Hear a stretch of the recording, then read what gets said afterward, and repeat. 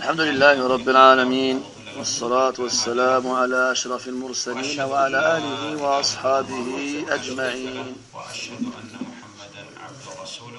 أما بعد.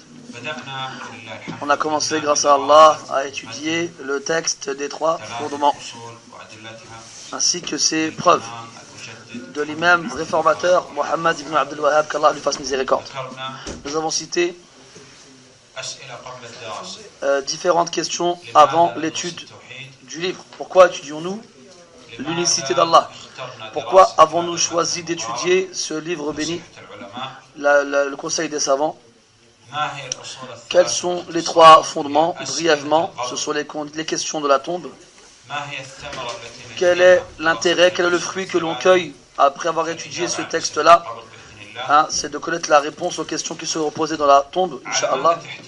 Que contient ces trois fondements ou ce livre béni? Il contient 5 parties. Et Allah s'est mis.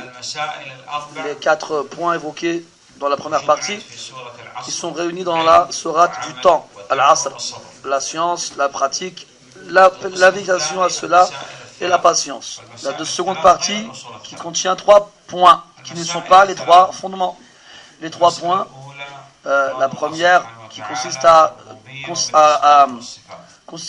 considérer Allah comme étant unique dans sa seigneurie, nom et attributs. La seconde partie, le second point, c'est de reconnaître qu'Allah est le seul à mériter l'adoration. Et le troisième point est de se désavouer de l'association et de ses partisans, que ce soit avec le cœur, la langue et les membres, même avec ses biens.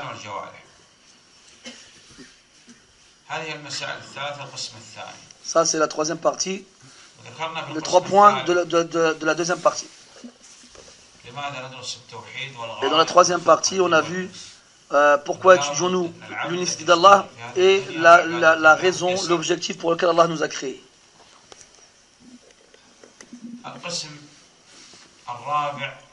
Quatrième partie, c'est une explication, une mise en évidence des 3 fondements. Et la 5e partie et dernière, c'est la conclusion. Nous avons vu qu'attribuer quoi que ce soit de l'adoration en tant qu'Allah était de l'association majeure qui exclut de la religion. Cependant, nous avons voulu, dans ces cours, apprendre le jugement concernant l'action. Quant au jugement concernant l'acteur, il faut obligatoirement revenir aux grands savants. Et il ne nous appartient pas d'appliquer ces jugements sur les personnes, sauf celui qu'Allah a attesté ou son messager a attesté, ou que le jugement provienne des grands savants. Si les grands savants ont excommunié, alors on en fera autant, sans aucun problème. Ensuite, après cela, nous avons vu les différents types de l'invocation, et que l'invocation se divise en 2 parties. L'invocation se divise en 2 parties. L'invocation dans l'adoration et l'attribut autre qu'Allah Ta'ala de la grande association, comme celui qui prie et qui jeûne ou fait le pèlerinage pour autre qu'Allah Subhanahu wa Ta'ala. Quant au fait d'invoquer dans la demande, ça se divise en 2 catégories. Il y a le cas où la chose demandée, seul Allah peut l'accomplir. Si on le demande autre qu'Allah Ta'ala, c'est de la grande association qui sortit de l'islam. Comme le fait de demander la progéniture, la descendance ou la descente de la prière. Qu'Allah qui peut faire ça. Quant aux choses que les créatures peuvent accomplir, on a dit que cela a été permis, mais avec 4 conditions. Qu'il soit vivant, ce qui exclut le mort. Présent, ce qui exclut l'absent. Capable, ce qui exclut l'incapable. Et il faut obligatoirement croire que cette personne-là, cette créature-là n'est qu'une cause. Ce qui exclut celui qui croit que cette créature-là est celui qui a une incidence dans la production, la réalisation des choses dans la création. Vie, présence, capacité et cause. 4 conditions. Les gens se divisent par rapport à leur conviction des causes en 3 catégories. Croire et considérer la cause qui a été considérée par Allah comme telle, alors c'est valide. Allah il a considéré que certaines causes comme étant légales comme l'exorcisme, et d'autres concrètes, comme le fait de se soigner avec des médicaments. Deuxièmement, le fait de croire que cette chose-là est une cause, alors qu'Allah ne l'a pas considérée comme telle. Ceci est de la petite association, comme accrocher une tête de taureau, des yeux de loup, un sabot, des pneus de voiture, certains arbres, certaines écritures, des paumes, des mains, des poissons, un lion, etc. De ce genre de choses que les gens accrochent chez eux dans le but de se protéger du mauvais œil. Ça, ceux qui croient que c'est une cause, eh bien, c'est une petite association. Si ils croient que ce sont ces choses-là qui apportent le profit et qui causent une nuisance, alors c'est de la grande association. On a aussi vu ensemble les différents types de peur. Une peur qui est de l'adoration, une glorification et dans le secret. Une peur de glorification dans le secret de l'adoration. L'attribut autre qu'Allah Ta'ala est de la grande association. Deuxièmement, une peur naturelle, instinctive, c'est-à-dire qui est permise, comme avoir peur des voleurs, des brigands, avoir peur des animaux dangereux, comme les lions et autres. Troisième catégorie, la peur qui est interdite. Et c'est le fait, et c'est la peur qui amène au désespoir de la miséricorde d'Allah. Et qui amène à obéir à la créature dans la désobéissance envers le Créateur. Quel est le jugement d'avoir peur des démons? Celui qui sait, il lève la main.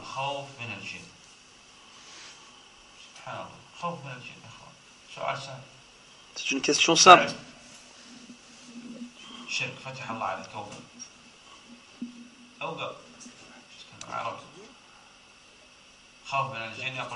Donc, il y en a qui disent que c'est l'association.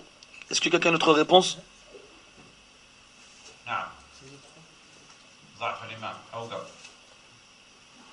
Il y en a d'autres qui prétendent que c'est une faible foi.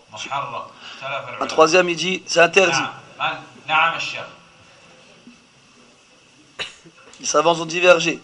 Qui d'autre?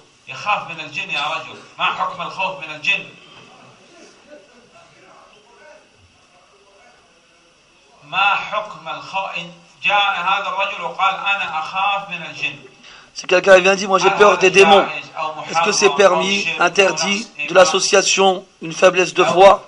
C'est quoi le jugement?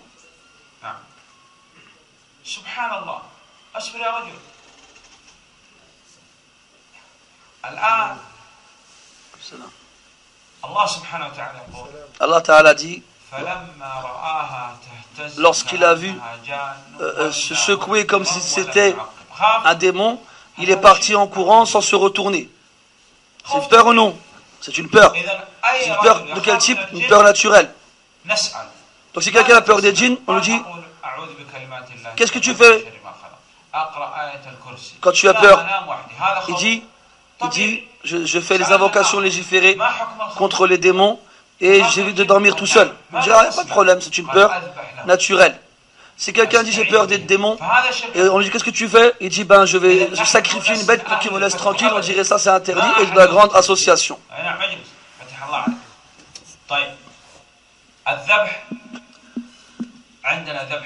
Donc on a le sacrifice pour Allah dans les offrandes, les sacrifices, ce qui est fait pour la naissance. Ceci est donc légiféré. Et il y a aussi le sacrifice qui est de l'association comme sacrifié pour autre qu'Allah subhanahu wa ta'ala. La troisième catégorie, le sacrifice qui est toléré, permis dans le but de manger ou de faire du commerce par exemple. Ceci est permis et il n'y a aucune interdiction à ce sujet. On a aussi le vœu pieux, la promesse faite à Allah qui doit être faite pour Allah subhanahu wa ta'ala. Quelqu'un qui adore sa vie toute sa vie, quelqu'un qui adore Allah toute sa vie. Et pendant un instant, il a sacrifié pour autre qu'Allah une mouche. Il aura fait de la mécréance et ce sera un associateur. Une grande association, une grande mécréance. Si quelqu'un te dit, est-ce que tu es musulman? Tu répondras oui, bien sûr, je suis musulman. Regarde, j'ai même une carte où c'est écrit que je suis musulman. Alors il lui dit, écoute, ben, c'est quoi l'islam dans ces cas-là? Et le premier, il répond, je sais pas en fait. Alors on dira que ton premier témoignage comme quoi tu es musulman est un faux témoignage. Écris dans ta carte là que c'est un faux témoignage. Un musulman ne peut pas ignorer qu'est-ce que l'islam. Un musulman ne peut pas ignorer qui est le prophète. Un musulman ne peut pas délaisser la prière. Qu'est-ce que l'islam que tu prétends, auquel tu prétends appartenir? Montre-le-moi. C'est un mécréant, il vient te voir et te dit qu'Allah te récompense. Je veux rentrer dans l'islam. Qu'est-ce que je dois faire? Tu lui dis quoi? Je ne sais pas.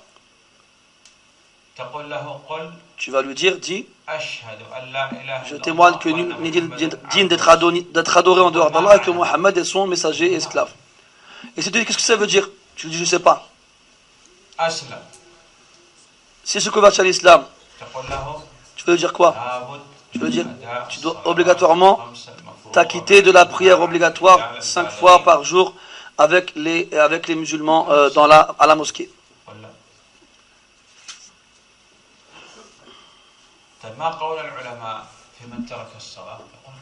Quel est le jugement des paroles des savants concernant le jugement de ceux qui délaissent sa prière? Ils disent que c'est un mécréant.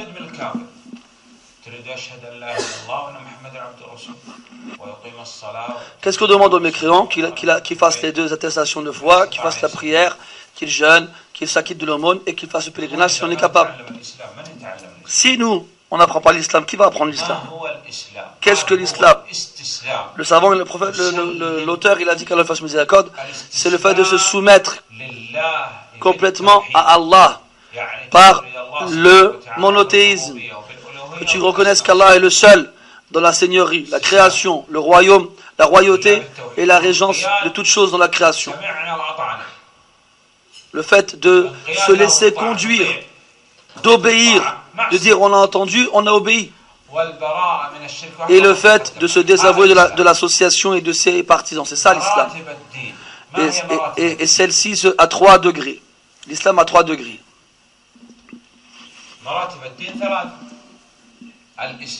Donc l'islam, la soumission, l'iman, la foi, al-ihsan, la bienfaisance. Qui peut me citer quels sont les piliers de l'islam?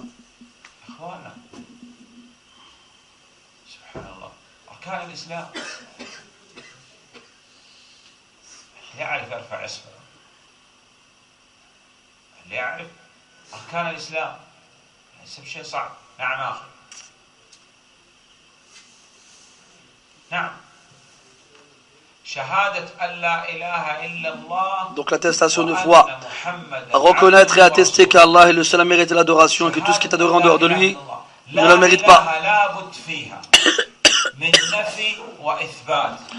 Et cela implique forcément 2 choses, une négation et une affirmation. Tu dois renier tout ce qui est adoré en dehors d'Allah, comme dans le verset, je me désavoue de tout ce que vous adorez en dehors d'Allah, sauf Allah, c'est lui qui m'a créé. Il n'y a pas d'adorer, c'est-à-dire que tout ce qui est adoré en dehors d'Allah, son adoration est fausse, c'est caduque. Tu dois renier tout ce qui est adoré en dehors d'Allah, et tu dois affirmer que l'adoration ne revient qu'à Allah subhanahu wa ta'ala sans aucun associé. C'est ça, la ilaha illallah, dans laquelle il faut absolument une négation et une affirmation. Renier le tarout avant de croire en Allah.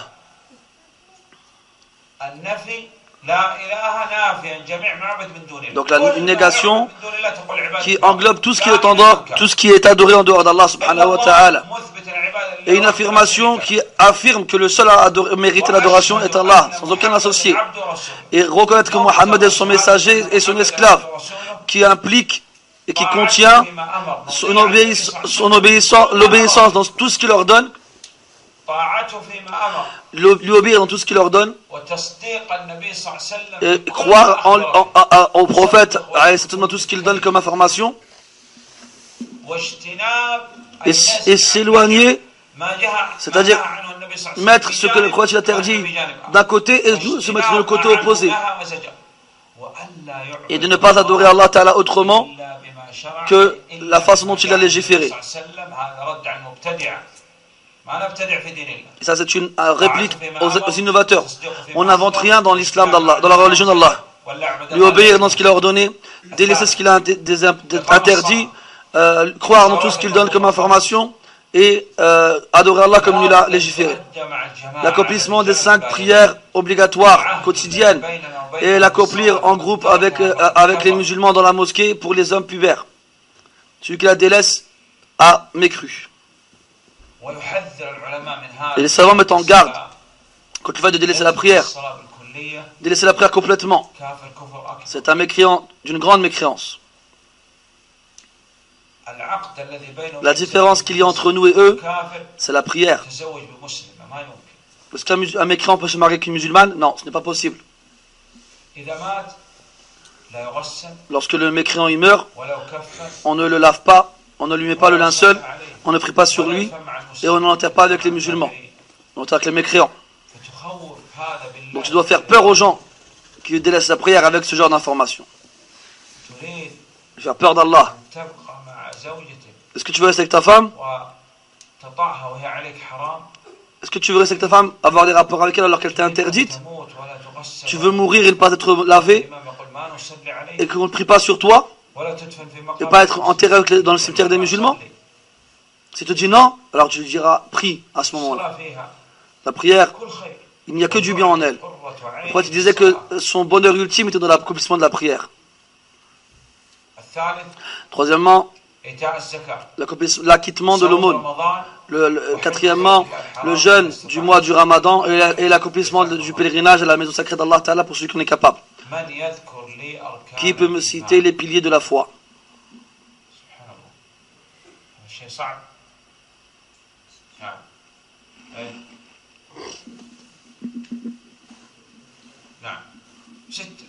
Et c'est au nombre de 6. Que tu crois en Allah, en ses anges, en ses livres, ses messagers, et que tu crois au jour dernier, et que tu crois en la prédestinée, sa bonne et sa mauvaise. Que tu crois en Allah, en ses anges, en ses livres, en ses messagers, au jour dernier, en la prédestinée bonne et mauvaise. Qu'est-ce que la foi? Est-ce que tu es croyant?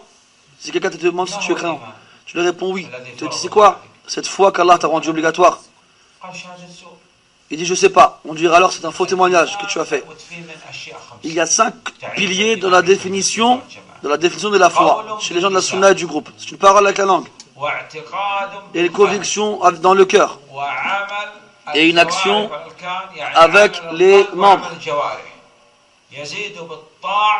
Il augmente avec la foi et descend avec la désobéissance. Diminue.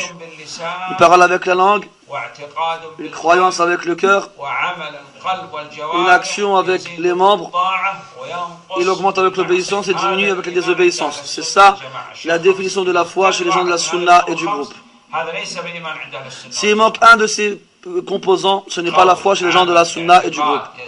Parole, conviction, action, augmente et diminue. S'il dit avec sa langue, j'atteste que nul n'est dit d'être adoré en dehors d'Allah et que Muhammad est son esclave et son messager. Mais il ne croit pas avec son cœur. Quel est son jugement? Celui qui connaît la réponse, il lève le doigt. C'est un hypocrite, une hypocrisie majeure. Car l'hypocrite, il dit avec sa langue ce qu'il ne croit pas avec son cœur.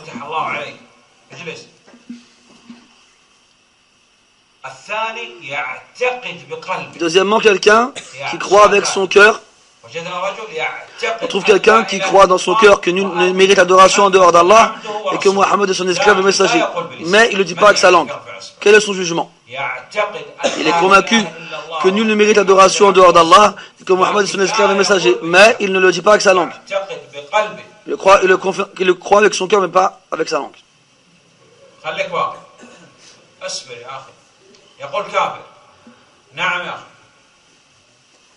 Donc il y en a un qui dit que c'est un mécréant. Un deuxième, il a dit que c'était un croyant désobéissant. Autre chose?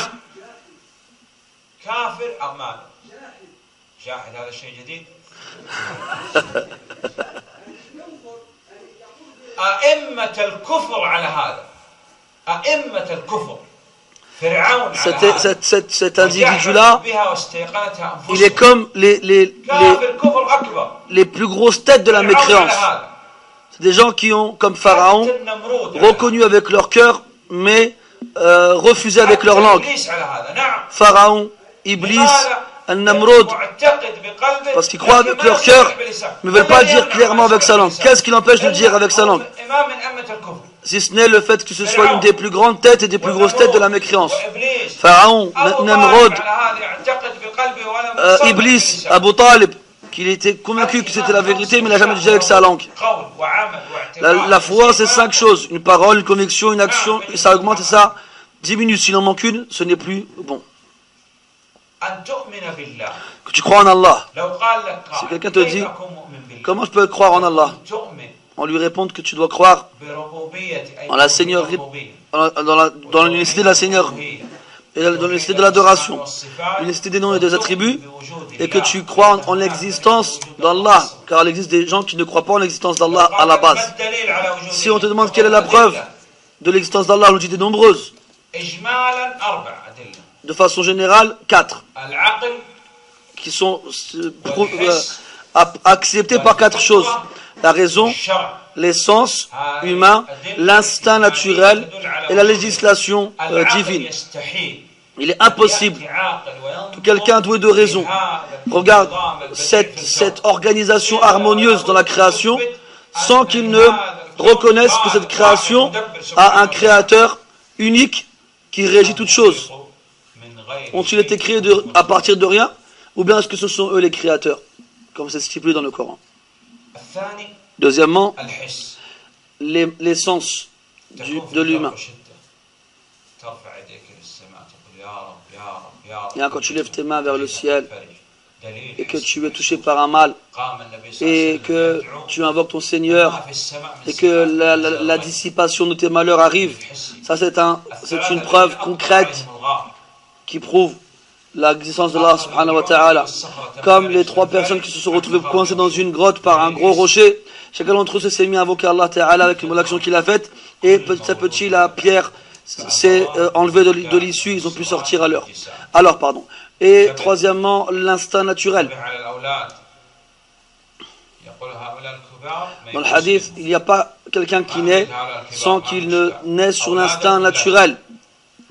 Donc prends garde à tes enfants et surveille-les, car ce sont ses parents qui en font un juif, un chrétien ou un mage. Quatrièmement, les preuves de la législation, et c'est très nombreux. De nombreuses preuves qui indiquent l'existence d'Allah. Après on a la foi envers les anges, que tu crois que c'est un monde invisible, qu'on ne peut pas voir. Allah les a créés à partir de la lumière. Ils obéissent à Allah et ne le désobéissent pas. Ils ont des âmes, comme dans le verset, l'Esprit Saint, et des corps. Dans le verset, il a fait des anges, des messagers, qui possèdent des ailes en paires de 2, 3 et 4. On croit aussi qu'ils ont des cœurs, comme dans le verset, lorsque leurs cœurs sont effrayés. Et ils ont aussi des raisons, car ils s'expriment et répondent aux questions. On doit croire en eux de façon générale, ainsi que les noms qui nous ont été donnés concernant certains d'entre eux, comme Jibril, Mikaël, Israfil et Malak al-Maut. On n'a pas chez nous le nom de l'ange de la mort comme étant Azraël. On l'appelle l'ange de la mort. Donc on doit croire en leur nom, ce qu'on connaît, et les qualificatifs qu'on connaît d'eux, ainsi que leurs fonctions et leurs actions, comme Jibril qui est chargé de la transmission de la révélation. On doit croire aussi toutes les informations qui nous sont parvenues les concernant, de façon générale et de façon particulière. Tu dois croire en tout cela. Croire en les livres. Tu dois croire que c'est la parole d'Allah. Allah il s'exprime avec réellement et que c'est descendu de sa part et que ce n'est pas créé. Et Allah il a fait descendre avec chaque messager un livre. Dans le verset, nous avons certes envoyé nos messagers avec les preuves évidentes et nous avons envoyé avec eux les livres. Vous devez croire dans tous les livres qu'Allah a révélés à ses messagers de façon générale et ceux dont on connaît les noms. Le Coran, la Torah, l'évangile, les psaumes, les feuillets de Ibrahim et les feuillets de Moussa sur la paix et le salut. On doit croire en leur nom, les informations qu'ils contiennent et les règles qui s'y trouvent tant qu'ils n'ont pas été abrogés par le Coran et que le Coran abroge toutes les autres législations et qu'il a la suprématie sur les autres. On doit croire aux messagers sur la paix et le salut. On doit croire que ce sont des esclaves qui ne doivent pas être adorés en dehors d'Allah. Ils n'ont aucune incidence dans la régence de la création. Ce sont des messagers envers lesquels on doit croire. Donc des adorateurs qui ne doivent pas être adorés et des messagers qu'on ne doit pas considérer comme étant des menteurs. Et qu'Allah les a envoyés et leur a fait don de la révélation et les a assistés avec les signes évidents. Ils ont transmis le dépôt par Allah. Ils ont aussi conseillé la communauté et ils ont transmis tout ce qu'ils ont reçu l'ordre de transmettre et ils ont lutté pour Allah de la meilleure façon. On doit croire envers tous les prophètes et les messagers sur eux la paix et le salut de façon générale et de ceux qui nous ont été informés par Allah Ta'ala. On doit croire en leur nom et leurs qualificatifs, ainsi que les informations qui les concernent et les signes et les miracles avec lesquels Allah les a assistés. Et que le premier prophète c'est Adam et le premier messager c'est Nuh et le sceau des prophètes et des messagers c'est Muhammad, sur eux tous la paix et le salut. Toute personne qui prétend la prophétie ou le fait de transmettre le message après la mort du prophète sallallahu alayhi wa sallam, car par Allah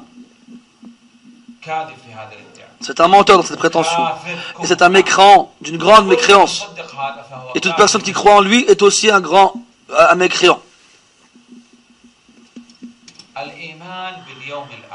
La foi envers le jour dernier contient le fait de croire en tout ce qui va arriver après la mort. Tout ce qui arrive après la mort rentre dans le fait de croire au jour dernier. Et tout ce qu'on a reçu comme information par Allah Ta'ala ou son messager alayhi salatu wassalam. La sortie de l'âme,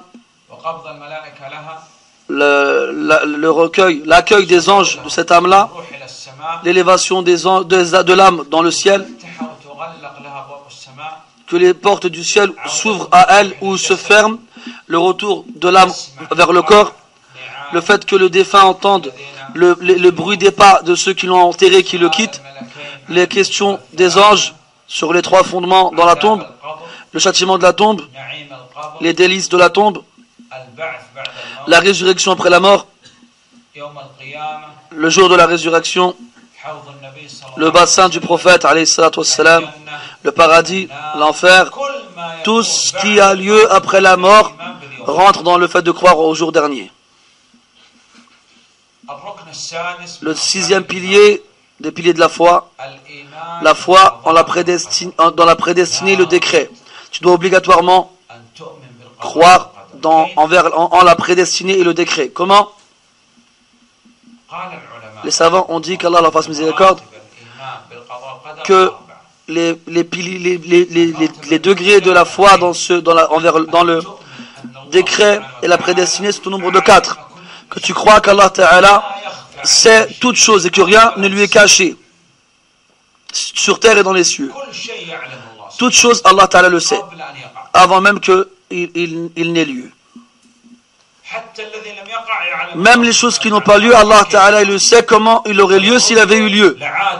Et s'ils étaient remis sur terre, ils auraient recommencé ce qu'ils ont reçu comme interdiction d'accomplir. Rien ne lui est caché et dissimulé sur terre ou dans les cieux.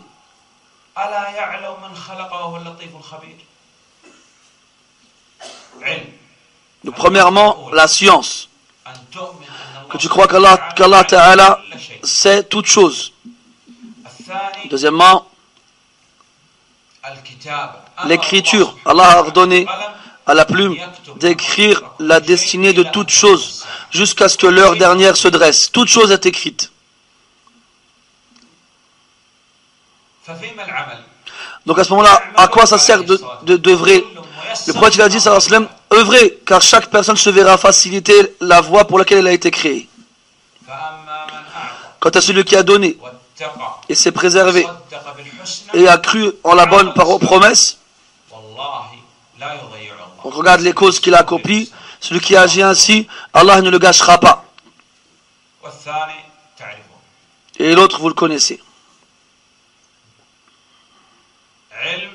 Donc la science, l'écriture. Troisièmement, la volonté.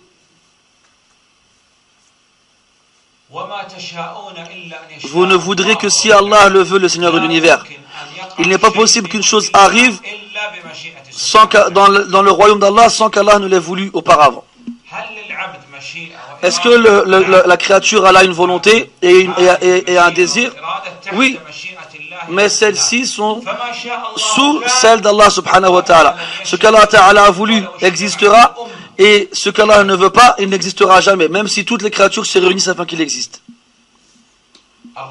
Quatrièmement, la création. La créature est créée et ses actions le suivent, donc forcément elles sont créées comme lui. Dans le verset, Allah vous a créé ainsi que ce que vous accomplissez. Donc tu es créé et tes actions te suivent, donc elles sont créées comme toi. Voici ce qui concerne les conditions de la foi envers le décret et la prédestinée. Apprendre à l'ihsan, la bienfaisance, qui repose sur un pilier et qui consiste à ce que tu crois en Allah comme si tu le voyais. C'est l'adoration de l'engouement, de l'envie et de l'amour qu'on appelle l'adoration de la vision. C'est-à-dire que tu adores Allah comme si tu le voyais. Une adoration basée sur l'amour, l'engouement et l'envie. Si tu n'arrives pas à atteindre ce degré, tu ne peux pas sortir du deuxième degré. Si tu ne le vois pas, eh bien sache que lui il te voit. Et ça c'est l'adoration de la crainte et de la peur. Et c'est celle qu'on appelle la création de l'adoration de la surveillance. Que tu saches qu'Allah te surveille et t'observe. La preuve sur l'islam, la foi et la bienfaisance est le hadith de Jibril sur la paix. Ensuite l'auteur, qu'Allah lui fasse miséricorde, a cité le troisième fondement, le fait de connaître le prophète sallallahu alayhi wa sallam. Tu dois obligatoirement connaître et apprendre ce qui concerne ce prophète alayhi salatu wa sallam, son ascendance, sa lignée. Que toi tu ne connaisses pas ta lignée, il n'y a pas de problème. Mais tu ne dois pas ignorer celui du prophète, celle du prophète. Il y a un minimum à connaître. C'est Mohammed, sur lui la paix et le salut, le fils de Abdullah, le fils de Abd al-Muttalib, le fils de Hashim, et Hashim fait partie de Quraysh, et Quraysh fait partie des Arabes, et les Arabes sont de la descendance d'Ismaïl, le fils d'Ibrahim. Sur eux deux et sur notre prophète, le salut et la paix. Mohammed, le fils de Abdullah, le fils de Abd al-Muttalib, le fils de Hashim, et Hashim fait partie de Quraysh, et Quraysh fait partie des Arabes, et les Arabes font partie de la descendance d'Ismaïl, et Ismaïl est le fils d'Ibrahim, et sur eux deux la paix, sur notre prophète, la paix et le salut.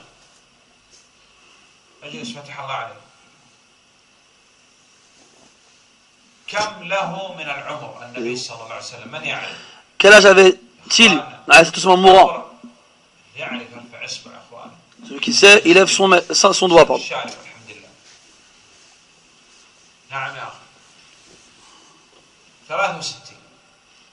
63 ans. Il a été envoyé à quel âge? À 40 ans. Ensuite, après cela, il est resté 23 ans et il est mort. Ce qui fait 63 ans. Qui c'est? Est-ce que le prophète censé être un prophète ou un messager?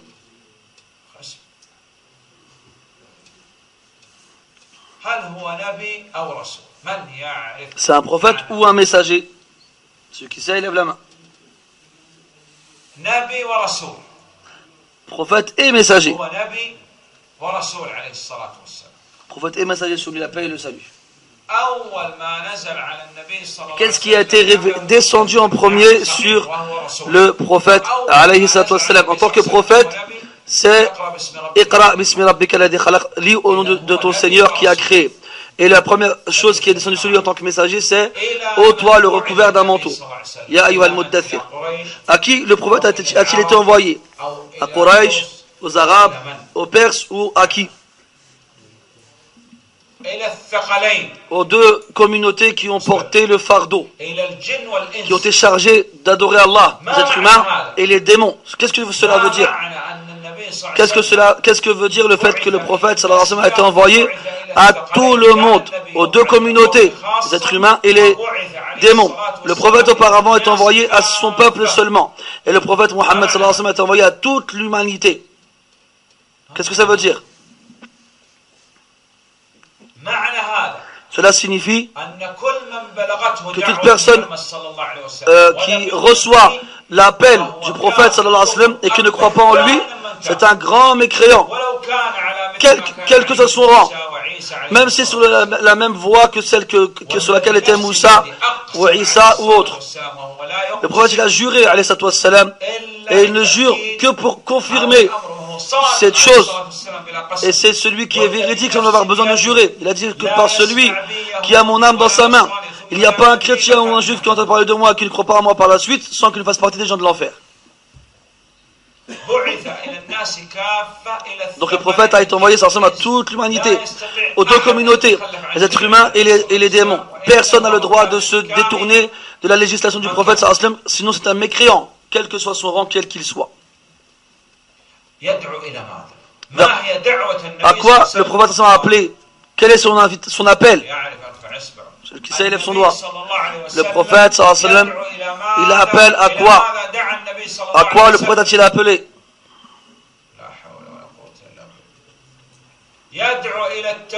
Il appelle au monothéisme et il met en garde contre l'association, le polythéisme. C'est ça l'appel du prophète alayhi salatu wassalam. Il faut que cet appel suive. C'est l'appel de tous les prophètes et messagers, comme dans le verset. Nous avons certes envoyé dans chaque communauté un messager. Dans quel but? Il leur disait adorez Allah et éloignez-vous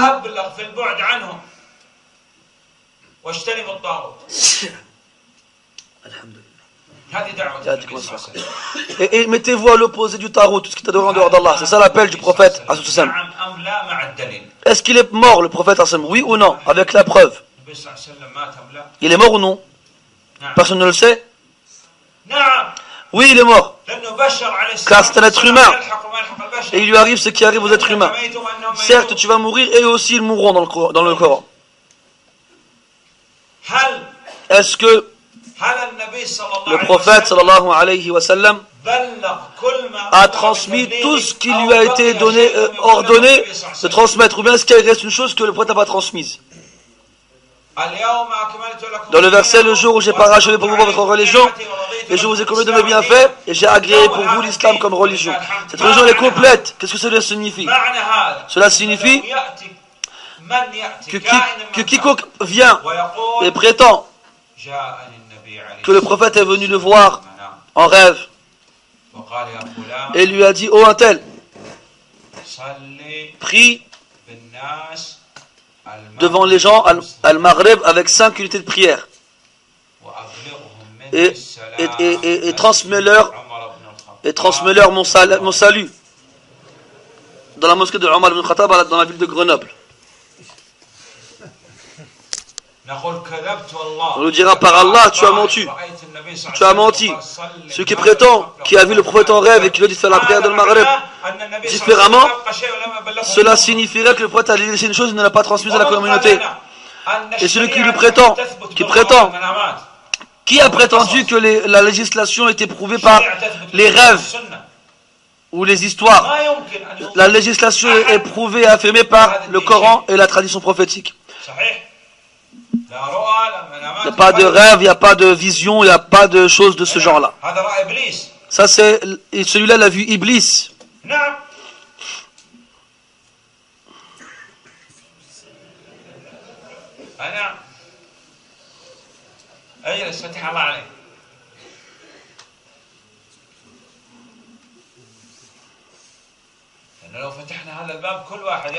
Si on ouvre cette porte-là, n'importe qui va venir et va dire j'ai vu un rêve et puis on va se retrouver avec une religion qui n'aura plus ni queue ni tête.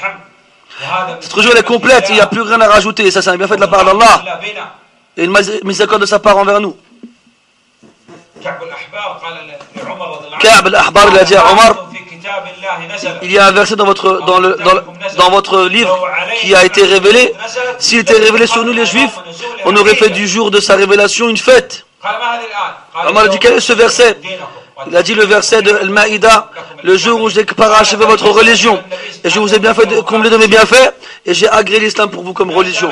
Omar a dit je sais quand ce verset a été révélé, le jour du vendredi, le jour de Arafah, le 9e jour de Dhul Hijjah. Donc il est impossible pour qui que ce soit de rajouter quoi que ce soit dans cette religion. Celui qui rajoute quoi que ce soit, c'est un innovateur. L'imam Malik il disait à notre imam, celui qui prétend qu'il existe dans l'islam, celui qui prétend, c'est-à-dire c'est un menteur, c'est faux. Celui qui prétend qu'il existe dans l'islam une innovation qu'il considère comme étant bonne, il a prétendu en même temps que le prophète sallallahu alayhi wa sallam a trahi le dépôt qui lui a été confié. Est-ce que quelqu'un prétend cela? Celui qui prétend cela, c'est un grand mécréant. Lisez si vous voulez. Le jour où je vous ai parachevé votre religion, et je vous ai comblé de mes bienfaits, et j'ai agréé l'islam pour vous comme religion. Ce qui n'était pas ce jour-là dans l'islam ne le sera pas après. Cette religion, elle est complète grâce à Allah.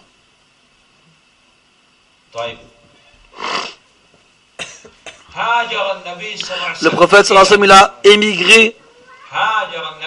Le prophète sallallahu alayhi wa sallam, il a émigré. Tu as le choix entre trois possibilités. À Médine, en Éthiopie, à Taïf. Qui c'est la réponse?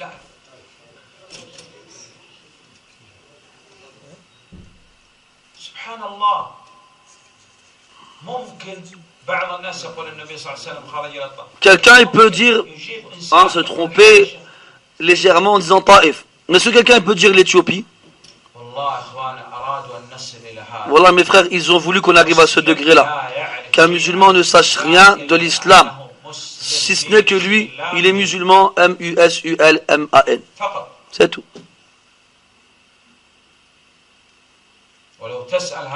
Et si tu interroges cette personne-là sur la Coupe du Monde, il te répond direct. Le prophète sallallahu alayhi wa sallam, il a émigré vers Médine.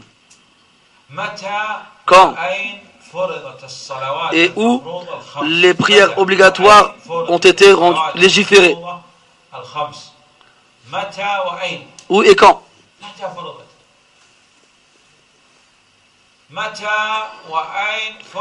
Où et quand ont été légiférées les 5 prières obligatoires sur le prophète sallallahu alayhi wa sallam? 3 ans avant l'émigration. Et elles ont été légiférées. Allah les a légiférées lui-même la nuit du voyage céleste. Donc le prophète a prié 3 ans à la Mecque de façon obligatoire. Ensuite il a émigré vers Médine. Et après le reste des législations furent légiférées. Et c'est cela sa religion. Cela est la religion du prophète sallallahu alayhi wa sallam. Il n'y a pas de bien sans que le prophète nous ait indiqué vers ce bien-là. Il n'y a pas un mal sans qu'il ne nous ait mis en garde contre celui-ci. Certes, le messager vous est venu par Allah, un messager de parmi vous, un être humain, il lui est difficile de supporter ce qui est difficile pour vous. C'est-à-dire qu'il fait tout son possible pour repousser de vous la difficulté. Et il fait tout ce possible pour vous guider vers le bien. Il fait tout ce possible pour vous attirer ce que vous aimez et le bien. Et ça, c'est une miséricorde de la part d'Allah Ta'ala, à ce que ce messager, ce prophète, soit le prophète et le messager de notre communauté. Voilà une partie de ce qui concerne la connaissance du prophète, le fait de connaître le prophète sallallahu alayhi wa sallam.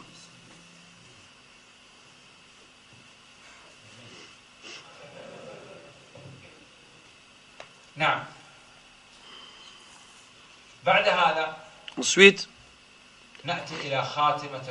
on arrive à la conclusion des trois fondements, dans laquelle on trouve l'émigration, qui consiste à se déplacer, à quitter le fait de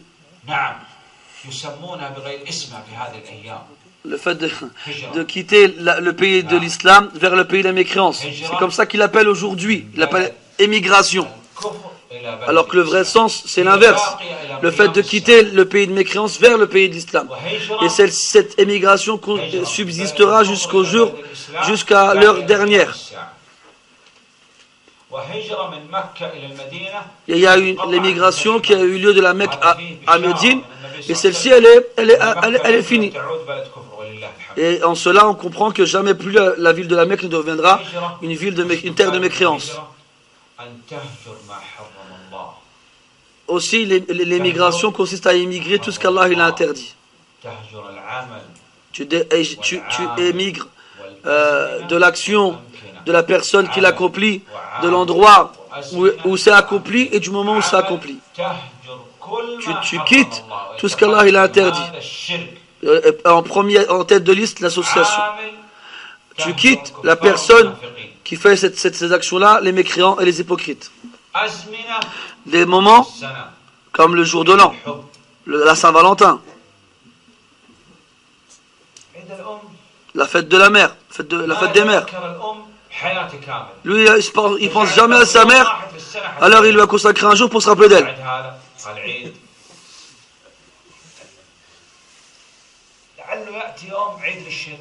Ça se trouve un jour, il y aura la fête du shaitan. C'est possible. Et certains musulmans, malheureusement, font cela avec eux. Est-ce qu'eux, ils se joignent à nous dans nos fêtes? Non. Comment on peut se joindre à eux dans ces fêtes? C'est comme si on reconnaissait leur mécréance et qu'on l'admettait.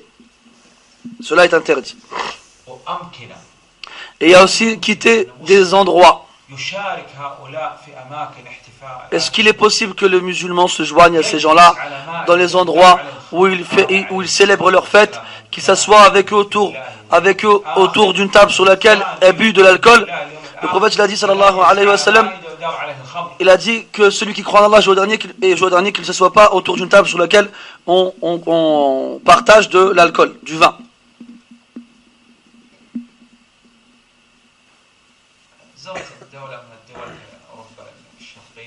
Donc j'ai visité un pays en Europe de l'Est, et comme il dit Ibn Khaldun, qu'Allah lui pardonne, il a dit qu'il a visité l'Europe, et il a trouvé qu'entre chaque lieu où on vend de l'alcool, un lieu où on vend de l'alcool. Donc entre deux lieux où on vend de l'alcool, tu trouves un lieu où on vend de l'alcool. J'ai été dans un centre islamique où à la droite il y avait un lieu où on vend de l'alcool et à gauche un lieu où on vend de l'alcool. Et il y avait un garde du corps qui surveillait l'entrée à cet endroit, à cet accès-là. L'entrée de cet endroit-là. Et il remarquait et constatait que dans le centre islamique, il n'y avait pas d'alcool, il n'y avait pas de femmes dévergondées et beaucoup de choses autres aussi. Alors il est rentré dans le centre islamique. Il a dit, qu'est-ce que vous faites ici? Ils ont dit, on fait la prière. On a étudié la croyance. Il a dit, ouais, l'alcool. Où sont les femmes? Il a dit, les femmes sont dans un endroit à part. Il s'est étonné. Il a dit, dans ces cas-là, moi aussi je suis musulman. Il a dit, je ne dois pas être garde du corps là-bas, je dois être ici avec vous. Et il s'est converti à l'islam. Il est parti voir sa femme. Il lui a dit, écoute-moi, je viens de me convertir à l'islam, je suis musulman. Musulman.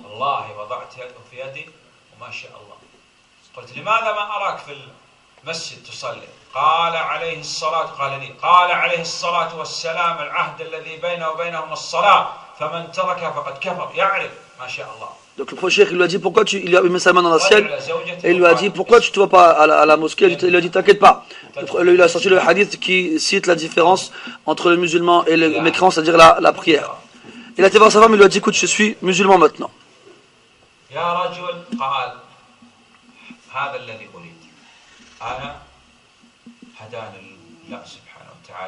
Donc il a dit qu'Allah l'a guidé vers l'islam et il lui a dit obligatoirement tu dois me suivre dans l'islam, sinon c'est la séparation. Alors elle a suivi et s'est convertie elle aussi à l'islam. Et le jour de la visite de la belle famille est arrivé. On a dit que l'alliance et le désaveu étaient une chose et la piété filiale était une autre. Alors il est rentré avec sa femme chez sa famille, la famille de sa femme.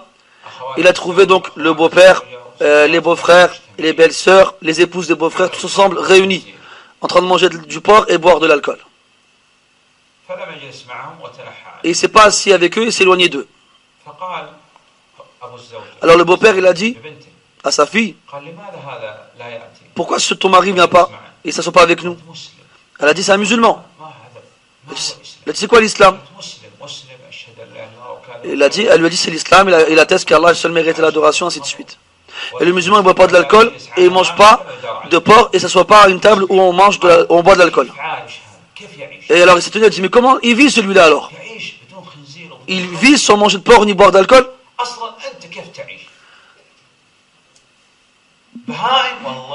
Par Allah, c'est des animaux ces gens-là.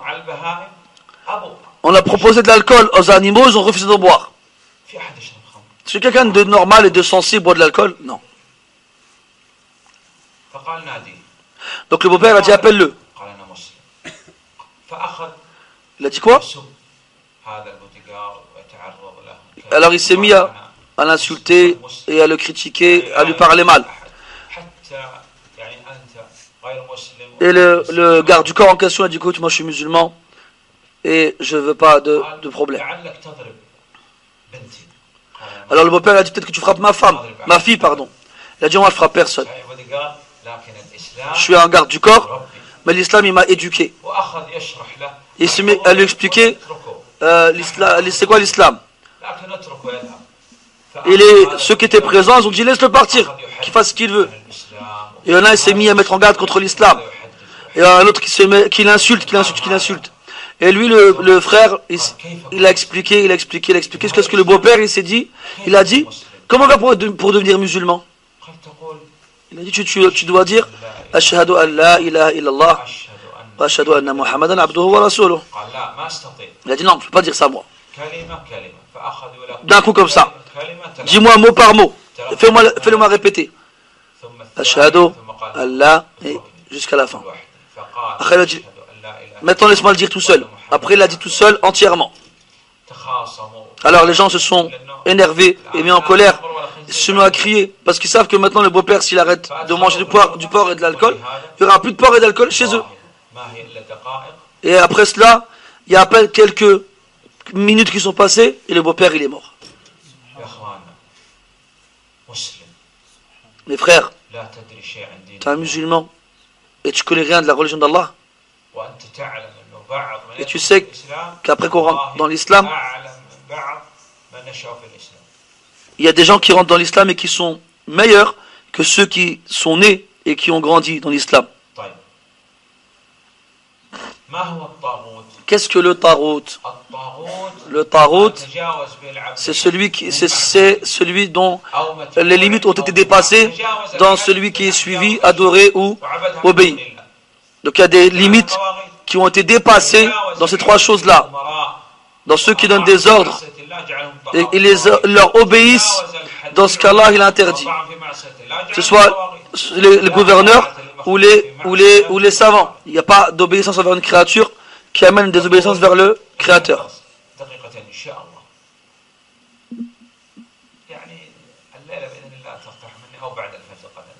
Patientez encore un peu avec moi 2 minutes. et après vous serez débarrassé de moi. Ou bien peut-être demain après, on verra. Il y a beaucoup de tawarit. Et en tête, ils sont 5. Premièrement, ceux qui t'adoraient en dehors d'Allah, en étant satisfait de cela. Quelqu'un vient, il te salue et il s'incline devant toi. Qu'est-ce que tu fais? Tu dis, t'es bien, t'as bien fait. Eh bien, il dit, c'est comme ça qu'on doit respecter les gens de science. Si jamais tu agis ainsi, tu es un tarout sans aucun doute. Envers qui on doit s'incliner devant Allah. Le calife, il rentre dans la mosquée et les gens se sont levés. Il y a un homme qui ne s'est pas levé. Alors les soldats sont venus vers lui. Pourquoi je ne t'ai pas levé?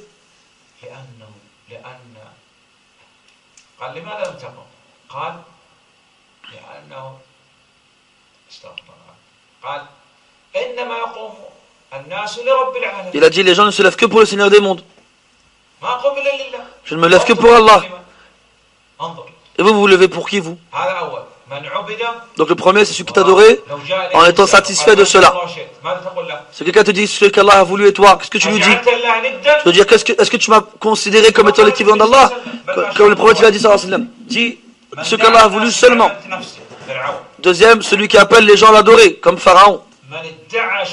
Celui qui prétend connaître une partie de science de l'invisible. Ils sont très nombreux. Les devins, astrologues et autres.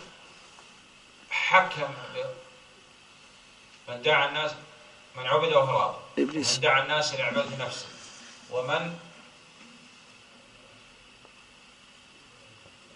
Iblis.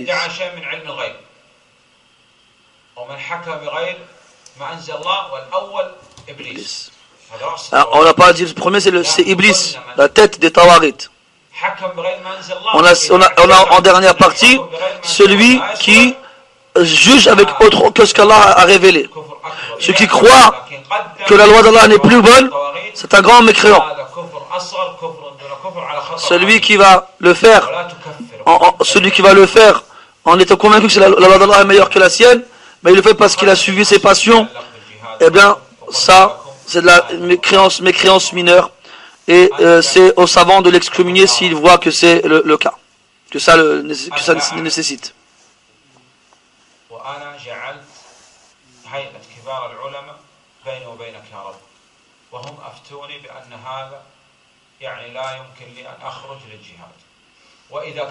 Donc dans les questions relatives au djihad qu'on a traité hier, on a dit, reviens aux savants, comme Allah te l'a demandé, et ce sont eux ton argument devant Allah subhanahu wa ta'ala. Si les savants te disent de ne pas sortir, écoute-les, et devant Allah, dis-leur que tu n'as fait que lui obéir en revenant aux savants. Ce sont eux ton argument.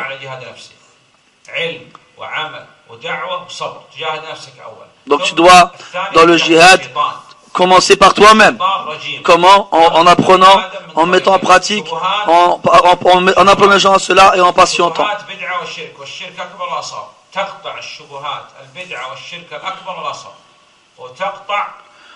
Tu dois aussi combattre les ambiguïtés et les passions. Tu vas combattre les ambiguïtés avec la science et tu vas combattre les passions avec les actions vertueuses. Et à combattre les mécréants et les hypocrites avec le cœur, la langue et les membres, et avec son argent, de toutes les façons que tu peux. Et combattre le mal, les innovations et les désobéissances. Celui d'entre vous qui voit un mal, qui le modifie avec sa main.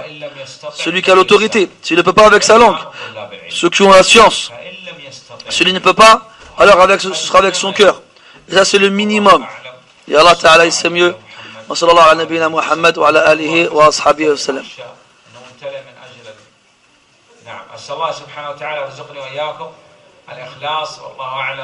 Qu'Allah nous accorde la pureté de l'intention et Allah il sait mieux. Walhamdulillahi Rabbil Alamin.